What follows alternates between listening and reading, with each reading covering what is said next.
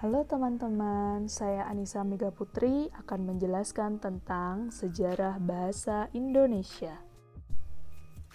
Bahasa Indonesia berasal dari bahasa Melayu yang pada zaman Kerajaan Sriwijaya digunakan sebagai bahasa penghubung dan bahasa dagang. Bahasa Indonesia juga digunakan lingua franca, yaitu bahasa pergaulan di Nusantara, mudah dipahami, dan suku bangsa rela menjadikan bahasa Melayu ini sebagai bahasa Indonesia. Bahasa Indonesia muncul pada abad ke-7 bersamaan dengan masuknya Islam di Indonesia, ditandai dengan adanya prasasti bahasa Melayu kuno pada prasasti Kerajaan Samudra Pasai di Palembang, Kedukan Bukit Talangtuo, Kota Kapur, dan Karangbirahi. Bahasa Indonesia diakui secara yuridis pada Sumpah Pemuda 28 Oktober 1928, 18 Agustus 1945, dan UUD Pasal 36.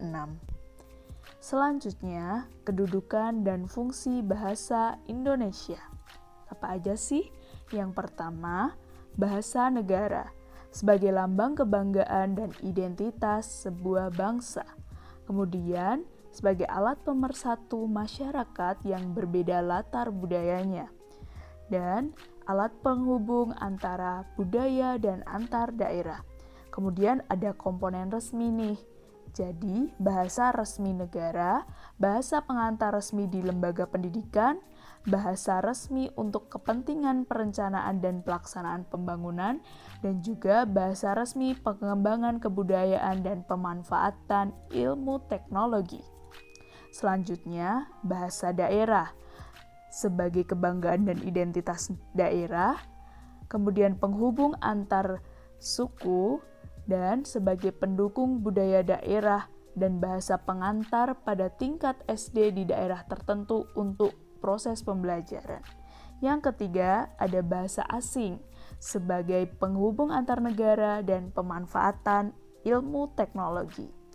Kemudian, fungsi bahasa Indonesia sebagai media komunikasi yang mana dalam mengekspresikan diri harus mudah diterima oleh orang lain. Kemudian sebagai alat mengekspresikan diri terkait dalam aktivitas dan interaktif keseharian. Selanjutnya, alat integrasi dan adaptasi. Kemudian alat kontrol sosial yang mana digunakan dalam bersosialisasi baik di lingkungan sendiri maupun dalam lingkungan yang baru ya. Selanjutnya adalah tujuan untuk belajar bahasa Indonesia. Yang pertama adalah untuk belajar. Jadi macam-macam ya belajar itu. Yang pertama bisa untuk mengerti, bisa untuk memahami isi bacaan, bisa untuk bercakap-cakap, atau bisa juga untuk gengsi-gengsian aja. Ada juga yang ingin mempelajari bahasa Indonesia dengan tujuan-tujuan khusus, jadi disesuaikan dengan kebutuhan masing-masing ya.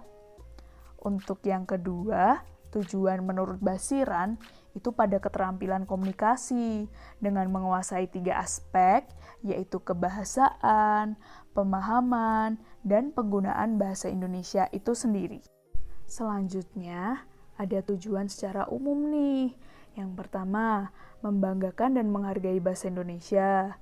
Kemudian, memahami bahasa Indonesia dari segi bentuk, makna, dan fungsi, serta cara menggunakannya.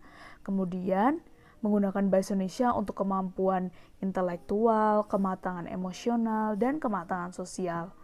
Selanjutnya, untuk memiliki disiplin dalam berpikir dan berbahasa, baik secara tulisan maupun secara lisan ya. Selanjutnya, untuk menikmati dan memanfaatkan karya sastra untuk mengembangkan kepribadian dan memperluas wawasan.